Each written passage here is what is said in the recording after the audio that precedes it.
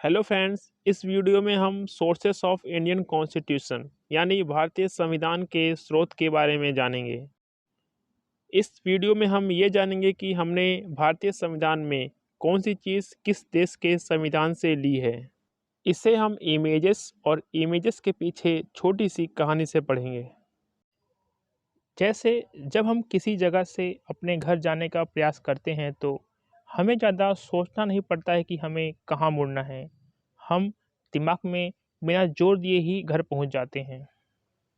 उसी तरह इसमें आपको कुछ याद नहीं करना है, सिर्फ पिक्चर देखनी है यानी इमेज को देखना है और चीज़ें आपको अपने आप याद हो जाएंगी। इसकी पीडीएफ आपको डिस्क्रिप्शन में दिए गए लिंक से मिल जाएगी। तो चलिए हम शुरू करते हैं। अब हम जानेंगे कि हमने गवर्नमेंट ऑफ इंडिया एक्ट 1935 यानी भारत सरकार अधिनियम 1935 से भारतीय संविधान में क्या लिया है। इस पिक्चर को देखिए, इसमें क्वेटा जो 1947 से पहले इंडिया का पार्ट था पर अब पाकिस्तान के हिस्से में आता है। यहाँ 1935 में बहुत ही भयंकर भूकंप आया था जिसमें बहुत लोग मारे गए थे। इस 1935 के भूकंप से और भारत सरकार अधिनियम 1935 को लिंक कीजिए, दोनों में 1935 कॉमन है। देखिए, इतना भयंकर भूकंप आया कि रोड भी फट गया है। उस समय के न्यूज़पेपर में भी 20,000 से अधिक लोगों के मारे जाने की खबर छपी थी। इतना भयंकर भूकंप था कि उसमें गवर्नर का ऑफिस भी गिर गया था। भूकंप आता है तो क्या होता है? भूकंप आने से बहुत से लोग मर जाते हैं, बहुत से लोग दब जाते हैं और उन दबे हुए लोगों को निकालना, उनको हॉस्पिटल पहुंचाना, उनको मेडिकल सुविधा देना और जो बेघर हुए हैं उनको रहने खाने की व्यवस्था करना और बहुत सारी समस्याएं उत्पन्न हो जाती हैं। यानी वहाँ पर एक तरह से इमरजेंसी यानी आपातकाल की स्थिति आ जाती है, जिस कारण वहाँ का एडमिनिस्ट्रेशन यानी प्रशासन करना बहुत ही मुश्किल हो जाता है। अब तक की स्टोरी से शायद आपके माइंड में 1935 में आया भूकंप और भारत सरकार अधिनियम 1935 में एक लिंक बन गया होगा। भूकंप आने से वहाँ क्या हुआ था? भूकंप आने से वहाँ पे इमरजेंसी सिचुएशन यानी आपातकालीन स्थिति आ गई थी। इसलिए हमने पहली चीज़ जो भारत सरकार अधिनियम 1935 से ली है वह है इमरजेंसी प्रोविज़न यानी आपातकालीन प्रावधान। भूकंप आने से वहाँ का प्रशासन यानी एडमिनिस्ट्रेशन करना मुश्किल हो गया था। इसलिए हमने दूसरी चीज़ क्या ली है? एडमिनिस्ट्रेटिव डिटेल यानी प्रशासनिक विवरण। अब 1935 में आए भूकंप से वहाँ के गवर्नर का ऑफिस भी गिर गया था। तो तीसरी चीज़ हमने क्या ली है? गवर्नर्स ऑफिस यानी राज्यपाल का कार्यालय। अब जब भूकंप आने से इतनी बड़ी इमरजेंसी आएगी तो वहाँ का जो डीएम होगा वह लोगों के पास आएगा, उनकी समस्याएं सुनेगा और सिचुएशन को नॉर्मलाइज करने का प्रयास करेगा। अब इस पिक्चर में देखिए, इसमें टीना डाबी जो कि डीएम है अपने पूरे काफिले के साथ आ रही हैं।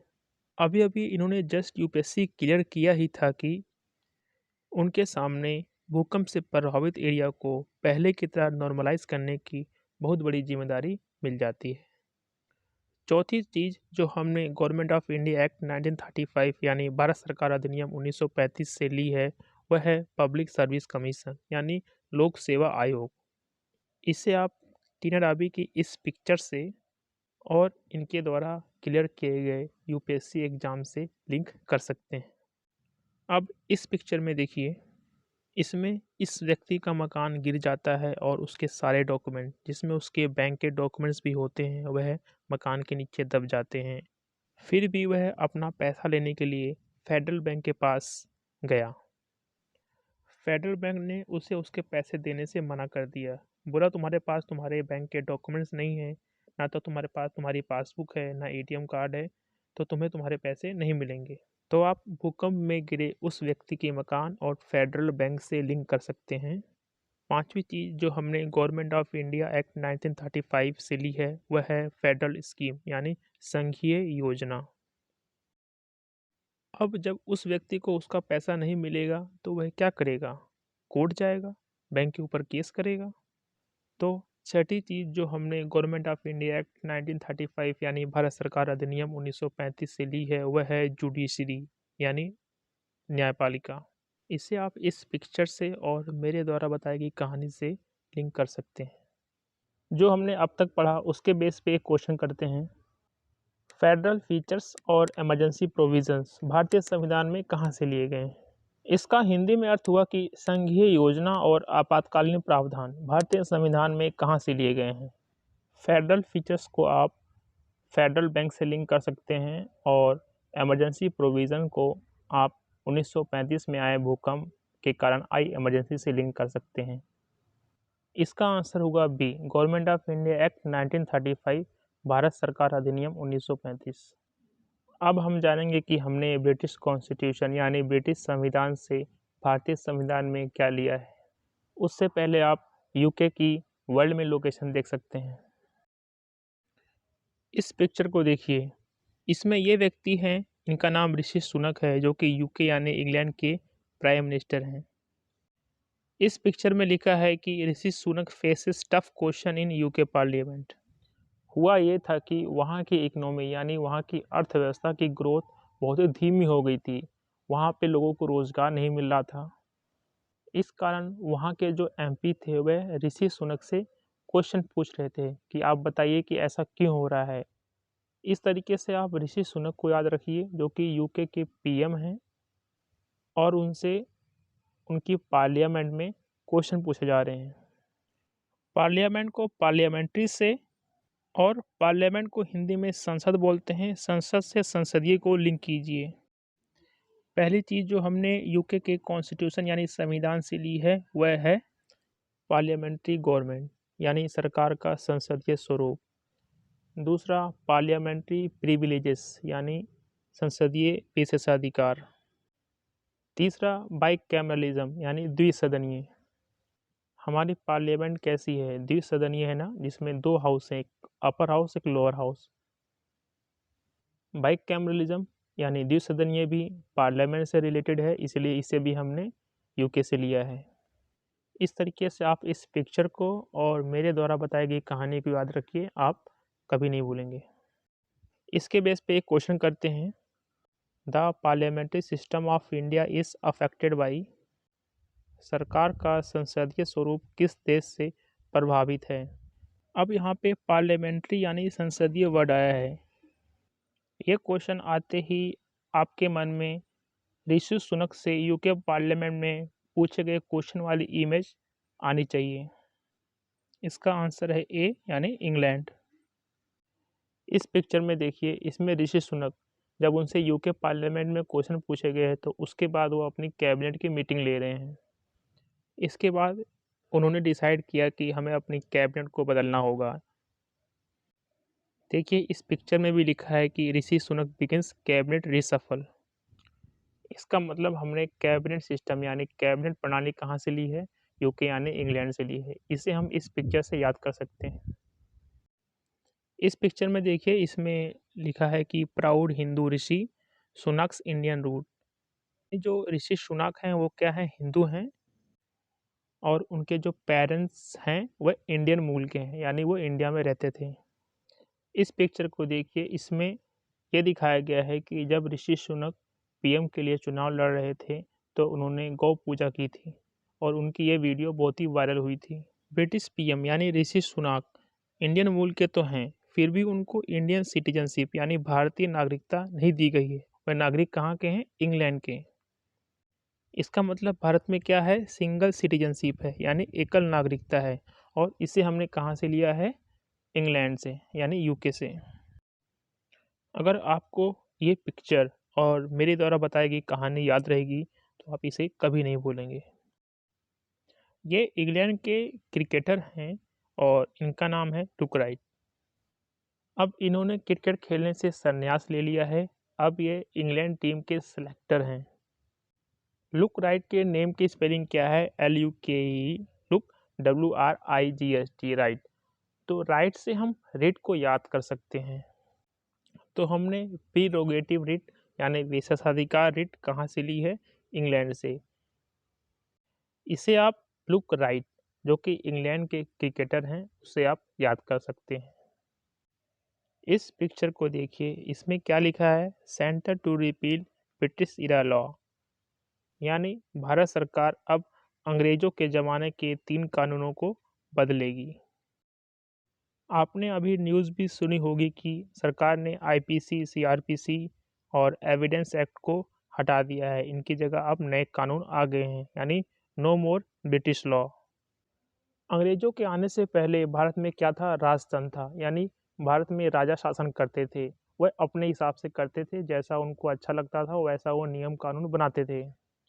यहाँ पर हम इस विवाद में नहीं पड़ेंगे कि अंग्रेजों ने भारत में कैसा शासन किया, लेकिन वह अंग्रेज ही थे जो भारत में आईपीसी, सीआरपीसी जैसे लॉ लाए थे। इस कहानी और इस पिक्चर से हम लिंक कर सकते हैं कि हमने रूल ऑफ लॉ यानी कानून का शासन इंग्लैंड से लिया है। इस पिक्चर में देखिए, इसमें यह यूनिवर्सिटी लॉ में एजुकेशन प्रोवाइड करती है। यहाँ पे इस इमेज में लिखा है लंदन लॉ प्रोग्राम। लंदन से आप ये समझिएगा कि इसका सोर्स क्या होगा, इंग्लैंड होगा, क्योंकि लंदन कहाँ पड़ता है, इंग्लैंड में। लॉ के एल से आप लेजिस्लेटिव को समझ सकते हैं। प्रोग्राम के प्रो से आप प्रोसीजर को समझ सकते हैं। इसका मतलब लेजिस्लेटिव प्रोसीजर यानी विधायी प्रक्रिया हमने कहाँ से ली है, इंग्लैंड से। इसे आप लंदन लॉ प्रोग्राम वाली यूनिवर्सिटी की इस इमेज से याद कर सकते हैं। अब हम जानेंगे कि हमने यूएस कॉन्स्टिट्यूशन यानी अमेरिकी संविधान से क्या लिया है। आप अमेरिका को वर्ल्ड मैप में देख सकते हैं। इस पिक्चर को देखिए, इसमें क्या लिखा है कि American funds with 3.6 billion dollars are coming to India, good bye China, hello India. इसका मतलब ये हुआ कि अमेरिकन फंड इंडिया में आ रहे हैं और चाइना से निकल रहे हैं। इस इमेज में हमारे प्रधानमंत्री और अमेरिका के राष्ट्रपति साथ में दिख रहे हैं। फंड से आप फंडामेंटल को जोड़ सकते हैं। कहाँ का फंड इंडिया में आ रहा है, अमेरिका का, यानी फंडामेंटल राइट यानी मौलिक अधिकार हमने कहाँ से लिए हैं, अमेरिका से। भारत में फंड कहाँ से आ रहा है, अमेरिका से, इसीलिए फंडामेंटल राइट कहाँ से आए हैं, अमेरिका से। इन दोनों को लिंक करके याद रखिएगा। इनको तो आप जानते ही होइएगा, ये अमेरिका के राष्ट्रपति रह चुके हैं और इनका नाम डोनाल्ड ट्रंप है। इस पिक्चर में क्या लिखा है, impeachment trial of Donald Trump, यानी इन पर महाभियोग चलाया गया था। इस पिक्चर को याद रखिएगा कि इम्पीचमेंट यानी महाभियोग किसका हुआ था, अमेरिकन राष्ट्रपति का, यानी इम्पीचमेंट ऑफ प्रेसिडेंट, राष्ट्रपति का महाभियोग हमने कहाँ से लिया है, अमेरिका से। इस पिक्चर को याद रखिएगा, कभी नहीं भूलेंगे। इस पिक्चर में देखिए, इनका नाम कमला हैरिस है। यह पहली महिला उपराष्ट्रपति यानी वाइस प्रेसिडेंट बनी हैं अमेरिका की। इस पिक्चर को देखिए, इसमें कमला हैरिस इंडिया आई थी और हमारे प्रधानमंत्री श्री नरेंद्र मोदी से मिली थी। इस पिक्चर में क्या लिखा है, US vice president sours press on India. इसका हिंदी में मतलब हुआ कि कमला हैरिस ने भारत की तारीफ करी। कमला हैरिस क्या थी, यूएस की वाइस प्रेसिडेंट थी।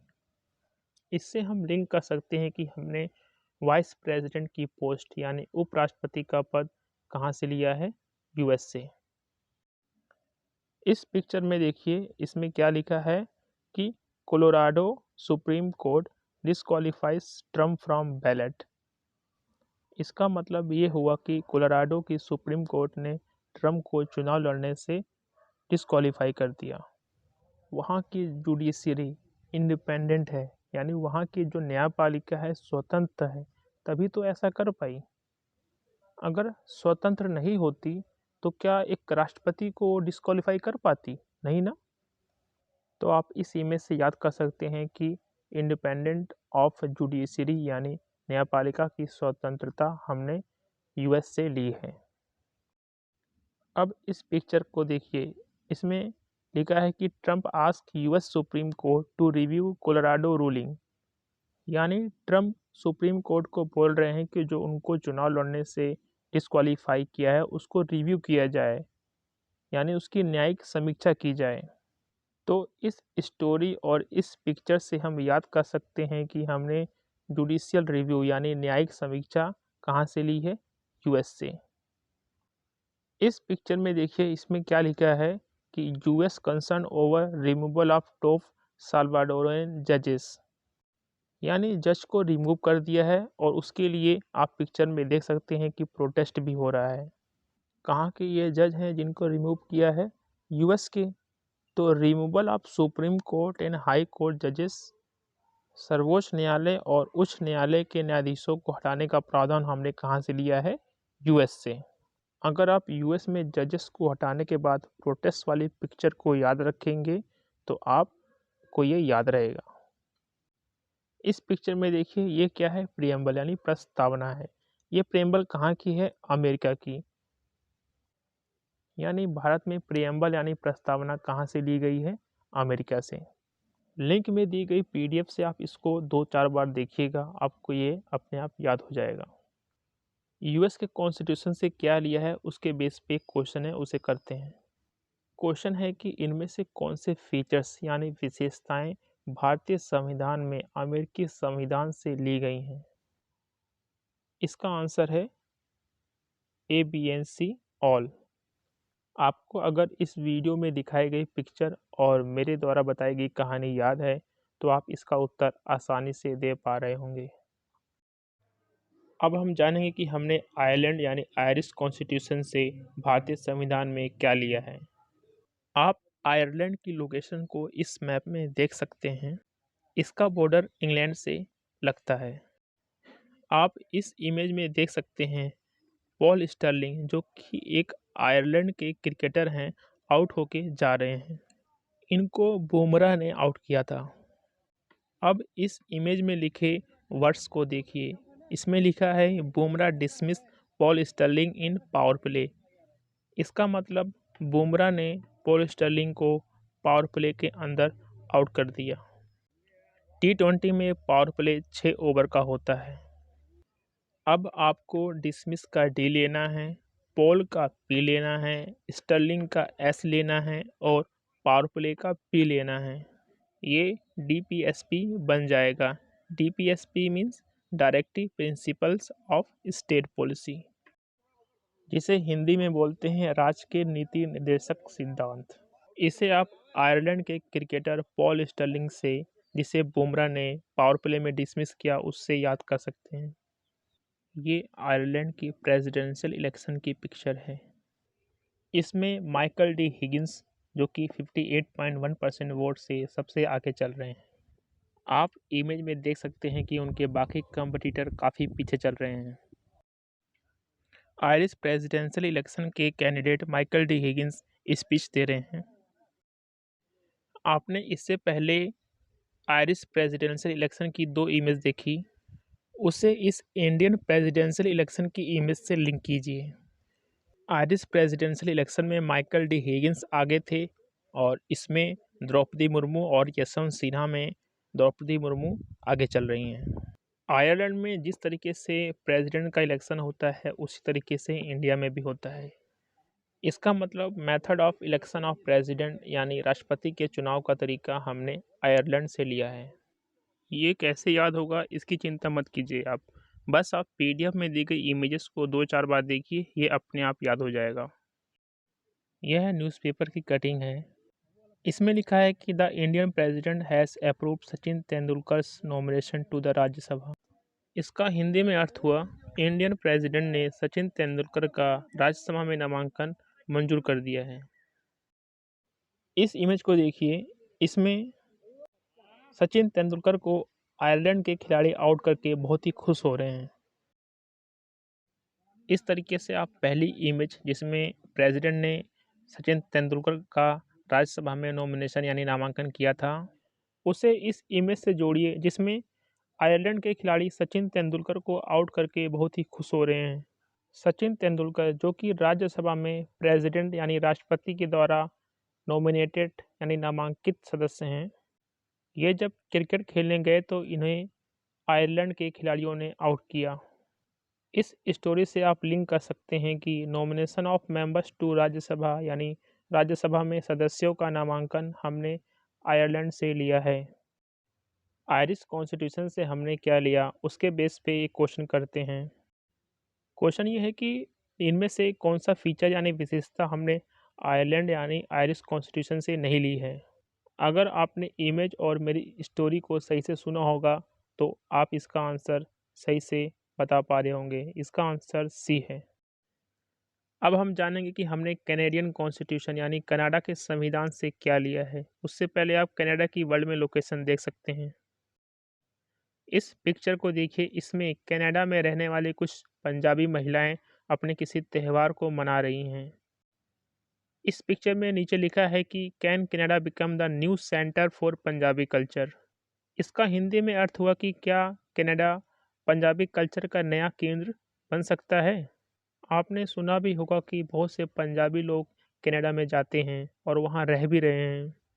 कनाडा की कुछ सिटी तो ऐसी हैं जहाँ आपको सिर्फ पंजाबी ही दिखेंगे, यानी कनाडा भी अब एक पंजाबियों का नया सेंटर बनता जा रहा है। इस इमेज में भी सेंटर वर्ड लिखा हुआ है।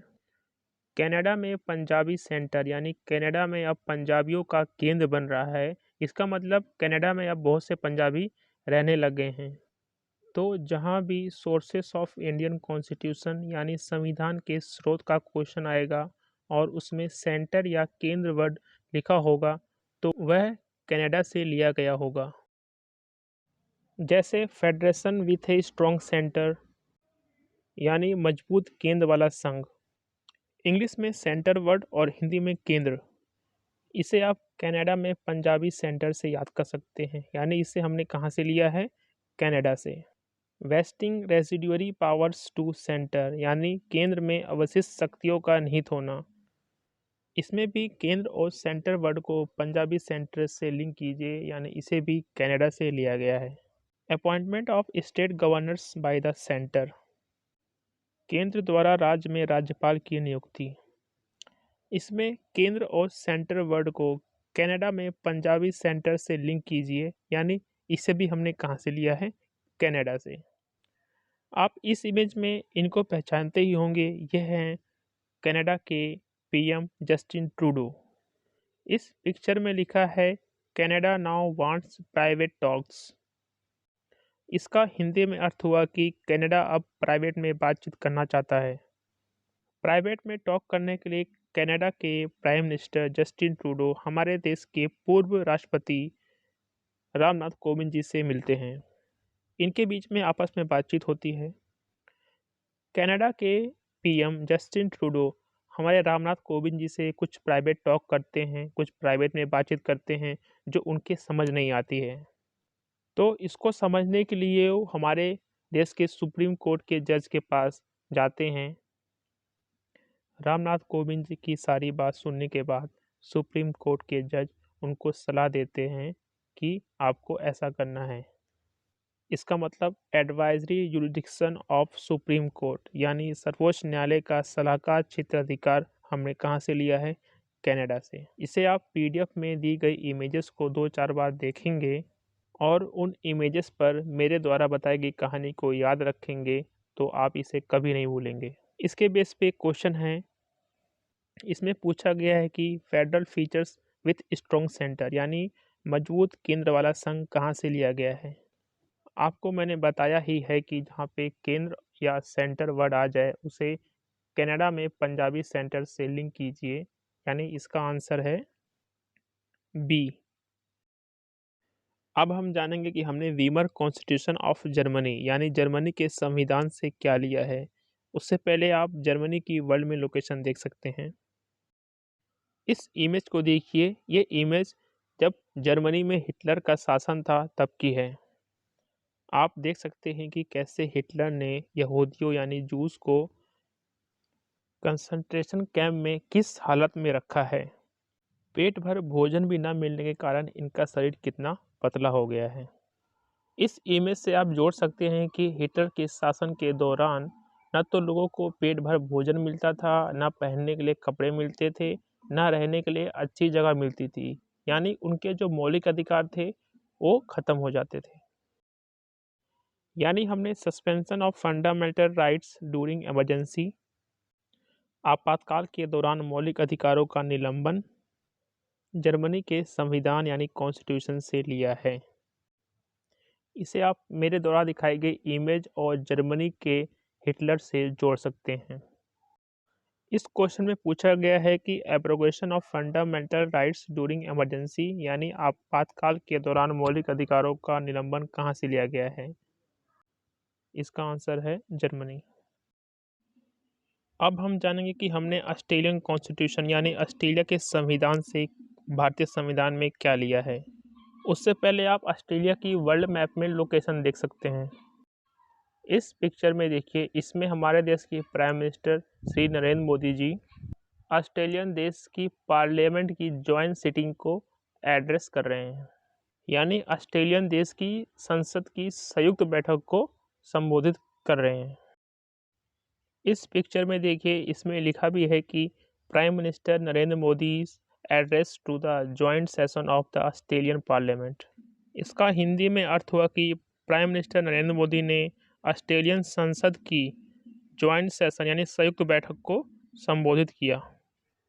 इस पिक्चर में आप देख भी सकते हैं कि इसमें मोदी जी के सामने ऑस्ट्रेलियन पार्लियामेंट के मेंबर्स बैठे हुए हैं। इस पिक्चर से हम लिंक कर सकते हैं कि हमने joint sitting of both the houses of parliament यानी दो सदनों द्वारा संसद की संयुक्त बैठक हमने ऑस्ट्रेलिया के संविधान से ली है। एक क्वेश्चन है कि framers of the Indian constitution borrowed provision of joint sitting of Lok Sabha and Rajya Sabha from the constitution of, यानी संविधान निर्माताओं ने लोकसभा और राज्यसभा की संयुक्त बैठक का प्रावधान किस देश के संविधान से लिया है। अगर आप नरेंद्र मोदी जी की इमेज जिसमें वह ऑस्ट्रेलियन पार्लियामेंट की जॉइंट सेशन को संबोधित कर रहे थे वह पिक्चर याद है तो इसका आंसर आप आसानी से दे पा रहे होंगे। इसका आंसर है सी। इस पिक्चर को देखिए, इसमें ऑस्ट्रेलिया के पीएम और भारत के प्रधानमंत्री एक दूसरे से हाथ मिला रहे हैं और इसमें लिखा है कि Australia approves free trade agreement with India, यानी ऑस्ट्रेलिया ने अब इंडिया के साथ फ्री ट्रेड एग्रीमेंट पर सहमति दे दी है। इसमें ट्रेड वर्ड पर आप फोकस कीजिएगा। ट्रेड एग्रीमेंट किससे हुआ है? ऑस्ट्रेलिया से। इस स्टोरी और इस पिक्चर से आप लिंक कर सकते हैं कि हमने freedom of trade, commerce and intercourse यानी व्यापार, वाणिज्य और समागम की स्वतंत्रता हमने ऑस्ट्रेलिया से ली है। दोनों ही जगह पर ट्रेड वर्ड कॉमन है, इससे आप लिंक कर सकते हैं।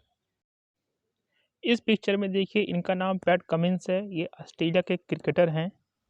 2024 के आईपीएल के लिए इनको 20.5 करोड़ रुपए में सनराइजर्स हैदराबाद ने खरीदा। सी फॉर कमिंस और सी फॉर कनकरेंट लिस्ट। जिस तरह कमिंस ऑस्ट्रेलिया और आईपीएल दोनों में खेलते हैं, उसी तरह कनकरेंट लिस्ट यानी समवर्ती सूची पर केंद्र यानी सेंटर और राज्य यानी स्टेट दोनों लॉ बना सकती है। इस तरीके से आप ऑस्ट्रेलियन खिलाड़ी कमिंस से याद कर सकते हैं कि हमने कनकरेंट लिस्ट यानी समवर्ती सूची ऑस्ट्रेलिया से ली है। अब हम जानेंगे कि हमने यूएसएसआर कॉन्स्टिट्यूशन यानी सोवियत संघ के संविधान से भारतीय संविधान में क्या लिया है। वर्तमान में सोवियत संघ यानी यूएसएसआर को हम रूस के नाम से जानते हैं। आप यहाँ पर रशिया की लोकेशन वर्ल्ड मैप में देख सकते हैं। इस इमेज को देखिए, इसमें हमारे देश के प्रधानमंत्री श्री नरेंद्र मोदी जी और रशिया के प्रेसिडेंट पुतिन एक दूसरे से हाथ मिला रहे हैं और यहाँ पर लिखा है कि FDI in India from Russia ranks at 27th position, यानी रसिया से आने वाली एफडीआई भारत में 27th पोजीशन पर है। यहाँ पर एफडीआई के एफ से आप फंडामेंटल और एफडीआई के डी से ड्यूटी को लिंक कर सकते हैं। इसका मतलब होगा फंडामेंटल ड्यूटी यानी मौलिक कर्तव्य। फंडामेंटल ड्यूटी यानी मौलिक कर्तव्य हमने कहाँ से लिया है? रसिया से। इसे आप रसिया से आने वाली एफडीआई से लिंक कर सकते हैं और इस इमेज से इसको याद कर सकते हैं। इस पिक्चर को देखिए, इसमें हमारे देश के फॉरेन मिनिस्टर यानी विदेश मंत्री जयशंकर जी रशिया के फॉरेन मिनिस्टर से मिल रहे हैं। आपको ये इमेज याद रखना है कि जयशंकर जी रशिया के फॉरेन मिनिस्टर से मिल रहे हैं। जयशंकर के जे से जे फॉर जस्टिस को लिंक कीजिए। जस्टिस यानी न्याय। जस्टिस 3 प्रकार से होते हैं, सोशल, इकोनॉमिकल एंड पॉलिटिकल, यानी सामाजिक, आर्थिक और राजनीतिक। ये 3 वर्ड हमने प्रेम्बल यानी प्रस्तावना में जोड़े हैं। इसे हमने रसिया यानी रूस से लिया है। इसे हम जयशंकर जी और रशियन फॉरेन मिनिस्टर यानी विदेश मंत्री के मिलने वाली पिक्चर से याद कर सकते हैं। इसके बेस पे एक क्वेश्चन करते हैं, फंडामेंटल ड्यूटीज़ यानी मौलिक कर्तव्य हमने कहाँ से भारतीय संविधान में लिए हैं। इस क्वेश्चन को करने में अगर आपको रसिया से आने वाली एफडीआई वाली पिक्चर याद है तो आप इसका आंसर दे पा रहे होंगे। इसका आंसर है डी, रसिया। अब हम जानेंगे कि हमने फ्रांस के कॉन्स्टिट्यूशन यानी फ्रांस के संविधान से भारतीय संविधान में क्या लिया है। आप फ्रांस की वर्ल्ड मैप में लोकेशन देख सकते हैं। इस पिक्चर को देखिए, इसमें फ्रांस के प्रेसिडेंट मैक्रोन और मोदी जी एक साथ दिख रहे हैं। इस पिक्चर में लिखा है कि French president Macron all set to attend republic day celebration. इसका हिंदी में मतलब है कि फ्रेंच के प्रेसिडेंट गणतंत्र दिवस यानी रिपब्लिक डे समारोह में शामिल होने को तैयार हो गए हैं। यहाँ पे आप रिपब्लिक डे सेलिब्रेशन में रिपब्लिक को फ्रेंच के प्रेसिडेंट मैक्रोन से लिंक कीजिए। रिपब्लिक यानी गणतंत्र वर्ड हमने प्रेम्बल में फ्रांस से लिया है। फ्रांस के राष्ट्रपति द्वारा रिपब्लिक डे सेलिब्रेशन की इस पिक्चर को याद रखिए, आपको ये याद रहेगा। इस पिक्चर में देखिए, इसमें इसमें लिखा है कि 10 heads of states including French president Emmanuel Macron extend their support to PM Modi unique initiative mission life. हुआ ये था कि मोदी जी ने एक नई इनिशिएटिव मिशन लाइफ की शुरुआत की है। मिशन लाइफ यानी लाइफस्टाइल फॉर इन्वायरमेंट, यानी लाइफस्टाइल ऐसी होनी चाहिए जो इन्वायरमेंट के अनुकूल हो। मोदी जी की इस शुरुआत को काफ़ी देशों ने सपोर्ट किया था, उसमें फ्रांस के प्रेसिडेंट इमैनुअल मैक्रोन भी थे। इस पिक्चर में देखिए, इसमें लिखा है mission life movement France looks forward to working with India says French president Emmanuel Macron. इसका हिंदी में अर्थ हुआ कि फ्रांस मिशन लाइफ मूवमेंट पर भारत के साथ काम करने को तैयार है। आप यहाँ पर लाइफ में LI से लिबर्टी को कनेक्ट कीजिए। लिबर्टी मीन्स स्वतंत्रता। F से फैटर्निटी यानी बंधुत्व को लिंक कीजिए। E से इक्वलिटी यानी समानता को लिंक कीजिए। लिबर्टी, फ्रेटर्निटी, इक्वलिटी यानी स्वतंत्रता, बंधुत्व और समानता, ये 3 शब्द हमने प्रस्तावना यानी प्रेम्बल में फ्रांस से लिए हैं। इससे आप मिशन लाइफ मूवमेंट और मिशन लाइफ मूवमेंट पर फ्रांस के सपोर्ट वाली इस पिक्चर से याद कर सकते हैं। इस क्वेश्चन में पूछा गया है कि लिबर्टी, इक्वलिटी एंड फ्रेटर्निटी यानी स्वतंत्रता, समानता और बंधुत्व शब्द प्रस्तावना में कहाँ से लिए गए हैं। इसका आंसर है ए, फ्रेंच रिवॉल्यूशन यानी फ्रांस क्रांति। अब हम जानेंगे कि हमने साउथ अफ्रीकन कॉन्स्टिट्यूशन यानी दक्षिण अफ्रीका के संविधान से क्या लिया है। उससे पहले आप दक्षिण अफ्रीका यानी साउथ अफ्रीका की वर्ल्ड मैप में लोकेशन देख सकते हैं। इस पिक्चर को देखिए, इसमें प्रिटोरिया जो कि साउथ अफ्रीका की एडमिनिस्ट्रेटिव कैपिटल है, एडमिनिस्ट्रेटिव यानी प्रशासनिक राजधानी है। ये पिक्चर विकिपीडिया से ली गई है। इस पिक्चर में देखिए, इसमें लिखा है Pretoria the administrative capital of south Africa. यहाँ पे आप प्रिटोरिया के पी से प्रोसीजर को लिंक कीजिए, एडमिनिस्ट्रेटिव के ए से अमेंडमेंट को लिंक कीजिए, कैपिटल के सी से कॉन्स्टिट्यूशन को लिंक कीजिए। इसका अर्थ हुआ procedure for amendment of constitution, यानी संविधान में संशोधन की प्रक्रिया हमने साउथ अफ्रीका यानी दक्षिण अफ्रीका से ली है। इस क्वेश्चन को देखिए, इसमें पूछा गया है कि the amendment process of the Indian constitution is influenced by the constitution of which country, यानी संविधान में संशोधन किस देश के संविधान से प्रेरित है। इसका आंसर है डी, साउथ अफ्रीका। इस पिक्चर में देखिए, यह रोहित शर्मा की पिक्चर है जो कि इंडियन क्रिकेटर हैं। आपको एक चीज़ बताना चाहूँगा कि आज तक इंडिया ने साउथ अफ्रीका में जाकर कोई टेस्ट सीरीज नहीं जीती है। इस इमेज में लिखा है India versus South Africa in test, Rohit Sharma's man must navigate fine margins to conquer final frontier. इसका हिंदी में अर्थ हुआ कि रोहित शर्मा की टीम को छोटी-छोटी चीज़ों में आगे निकलना पड़ेगा अगर उनको फाइनल फ्रंटियर यानी टेस्ट सीरीज़ जीतनी है तो। आप यहाँ रोहित के आर से राज्य, शर्मा के एस से सभा, MEN मैन के M से मेंबर्स और E से इलेक्शन को कनेक्ट कीजिए। राज्यसभा मेंबर्स इलेक्शन, राज्यसभा के सदस्यों का चुनाव हमने साउथ अफ्रीका यानी दक्षिण अफ्रीका से लिया है। इसे आप रोहित शर्मा की इस पिक्चर जो कि साउथ अफ्रीका में टेस्ट मैच खेलने गए हैं, साथ ही इस पिक्चर में लिखे इन शब्दों से इसको याद कर सकते हैं। अब हम जानेंगे कि हमने जापान के कॉन्स्टिट्यूशन यानी जापान के संविधान से भारतीय संविधान में क्या लिया है। आप जापान की वर्ल्ड मैप में लोकेशन देख सकते हैं। इस पिक्चर में देखिए, इसमें लिखा है 70 years of India Japan ties. इसका हिंदी में मतलब है कि भारत और जापान के संबंध के 70 साल हो गए हैं। इस पिक्चर को देखिए, इसमें लिखा है 70th anniversary of the establishment of diplomatic relation. यहाँ पर 70 साल इंडिया और जापान के रिलेशन के हुए हैं। इस पिक्चर में लिखे इस्टेब्लिशमेंट से इस इस्टेब्लिश को लिंक कीजिए। इस्टेब्लिशमेंट का हिंदी में अर्थ होता है स्थापित, यानी प्रोसीजर इस्टेब्लिश्ड बाय लॉ, कानून द्वारा स्थापित प्रक्रिया हमने जापान से ली है। इसे आप भारत और जापान रिलेशन के 70 ईयर इस्टेब्लिशमेंट से लिंक कर सकते हैं। इस क्वेश्चन को देखिए, इसमें प्रोसीजर इस्टेब्लिश्ड बाय लॉ यानी कानून द्वारा स्थापित प्रक्रिया किस देश के संविधान से ली गई है।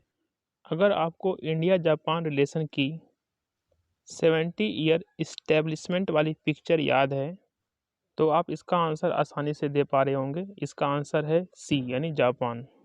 यहाँ पर हमारा पॉलिटी का एक topic sources of Indian constitution, संविधान के स्रोत का एक टॉपिक ख़त्म हुआ। उम्मीद करता हूँ आपको ये समझ आया होगा। PDF में दी गई इमेजेस से आप इसको रिवाइज कर लेंगे तो आप इसे कभी नहीं भूलेंगे।